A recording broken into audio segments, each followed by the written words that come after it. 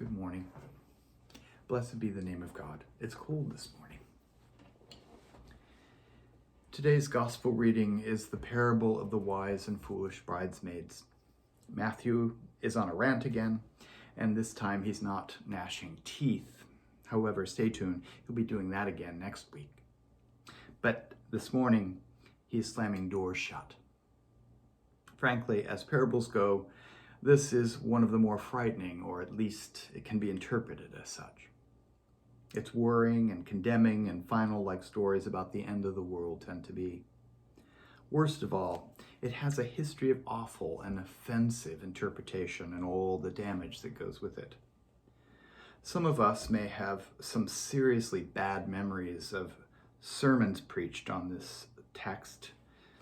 I read about a guy who tells the story that when he was in high school, his teacher took great pleasure in slamming the classroom door as soon as the class bell rang, and then saying with pleasure to every late student who knocked at the door, "Truly I tell you, I do not know you." Remember that Matthew's gospel was written as many as 60 years after the resurrection of Jesus, so there's legitimate cause to wonder just what Jesus actually said and what Matthew added or edited.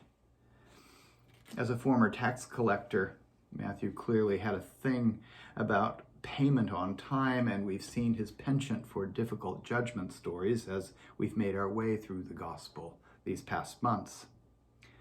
The story draws on Jewish wedding tradition. The festivities took place at the home of the groom's parents. These young women have gathered there and are awaiting the arrival of the groom, who most likely was delayed by haggling with the bride's father over details of the marriage contract. Because they had come to light the way of the bridegroom, all of the women brought some sort of oil lamp with them, but half of them carried extra oil and the other half had none at all. Maybe the bride's home was a long distance from the groom's. Maybe her father got into it with his future son-in-law over the dowry. Maybe the camels needed a rest stop. Whatever the case, the groom was very late and the bridesmaids had all fallen asleep. Then when the groom does arrive, the women with no oil go hunting for a merchant to buy some, while the wise women go right into the party. Later, when the wise women return with illuminated lamps replenished with oil, the foolish women are turned away. Typical of parables, I think this story raises some interesting questions more than it gives answers. Who is always wise? And who is always foolish? Most of us fall somewhere in the middle. Why did half of the bridesmaids come with no oil, knowing that they would need functioning lamps to illuminate a dark night? And why were the others not willing to share some of their supply to provide sufficient light for the bridegroom? And why didn't the foolish ones just go into the reception when the groom arrived and rely on his graciousness to offer them hospitality rather than go away and return so late? Finally, what do a delayed bachelor on his wedding night and a handful of forgetful attendants have to do or have to tell us about God? For the very early church, the story offered assurance that Jesus indeed was going to return as he had promised, but not necessarily in the time frame that people expected. It is first a teaching about how God's timing and ours are not always in sync. This parable has often been preached as a dim, somber warning about not being ready when Jesus returns, like the bumper sticker that I've often seen on cars says, "Jesus is coming, look busy." Now, I prefer to interpret this parable as the promise that God knows how difficult it is to sustain religious fervor over the long haul, even after a dramatic, transformative experience. So even if we fall asleep like the bridesmaids, even if we come up short on oil, still God comes to us in God's own time. Apologies to Matthew, but I see this parable as encouraging counsel to keep waiting and to be patient about our waiting, even when God's appearance seems so far off and delayed. That God is still speaking to the world, still revealing the mystery of godliness in the world. There's so much we don't know, so much mystery yet to be discovered. And let us not forget, Jesus has told us that God can and will do for us what we cannot do for ourselves.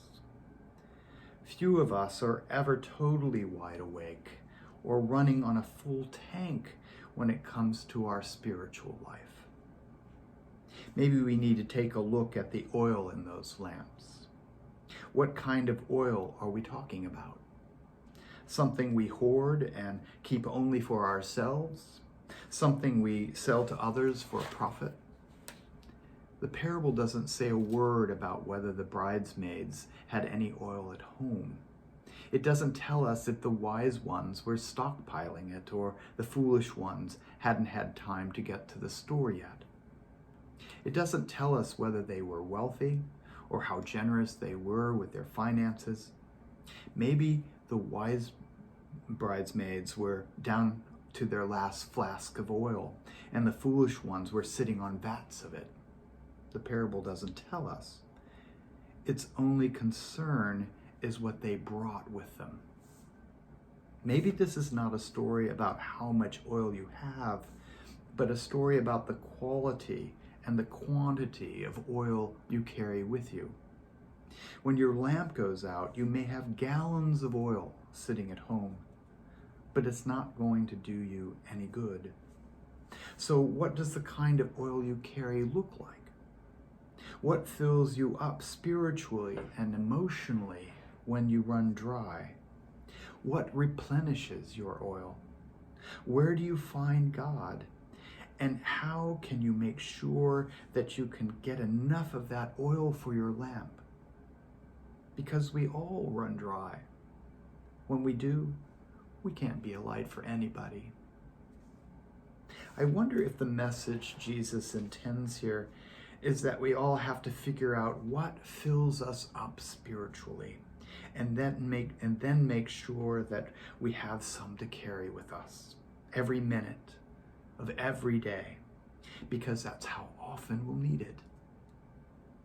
Don't fill your lamp because you're afraid you're going to get locked out of the kingdom of heaven. Don't hoard oil because you then can turn everyone else away. Stop at the filling station, whatever that is for you. Fill up your flask and take it with you, because you just can't wait to meet the bridegroom. Not out of fear, but in utter joy and thanksgiving. Until then, we continue to wait in patience in the expectation that God will appear in places and in ways and in times we just never expected. We wait for the rising of the sun and the hope of a new day. And just when we're ready to fall asleep, God may turn the world around, the lights may brighten, and we may experience the unexpected, the one for whom we wait in animated hope, ushering the best that is yet to come. And before we say amen, I just want to comment about what we've all been going through these past weeks, months, and years. This has been a difficult election cycle, to say the least. The conclusion of a challenging time in our country's history, and in so many ways, not one of our country's finest hours. In his book, The Soul of America, historian and fellow Episcopalian John Meacham writes, "In our finest hours, the soul of the country manifests itself in an inclination to open our arms rather than to clench our fists, to look out rather than to turn inward, to accept rather than to reject, In so doing, America has grown ever stronger, confident that the choice of light over dark is the means by which we pursue progress. My brothers and sisters, let us continue and be involved in that progress in our country as American citizens. And remember that that light that Meacham refers to, that light is within us, the light of Christ. And as the words of the spiritual declare, this little light of mine, I'm going to let it shine. If we were all in church together, face to face, I'd be singing, except we can't sing right now. So let that light shine. That, my friends, is the bedrock of our faith. And so in the words of President-elect Biden's grandmother, she says, Joey, I wonder, can we call him Joey? Don't just keep the faith, spread it. So let us heed her advice. Let us share our lights, the light of Christ, and let us spread our faith. And the people say, Amen.